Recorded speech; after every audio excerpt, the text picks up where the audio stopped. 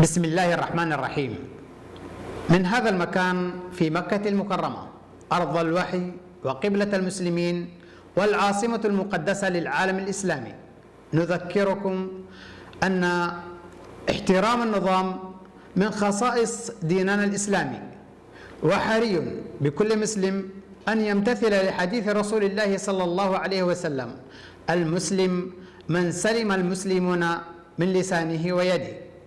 ولا يليق بغير المسلم أن يعرض نفسه والآخرين للهلاك، فكيف بمسلم يتجاوز الإشارة الضوئية الحمراء أو يسير بسرعة جنونية أو لا يمنح المشاة حقهم من العبور؟ رجال المرور لا يعجزهم تطبيق النظام بحق المخالفين ولا يتهاونون في ذلك، وقائمون بعملهم على أكمل وجه ولله الحمد.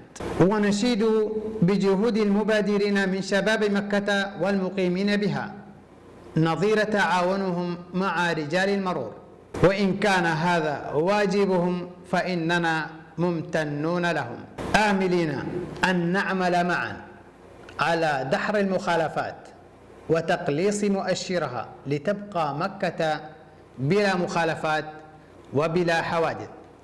وأخيرا أذكرك أخي الحبيب أن حياتك أمانة.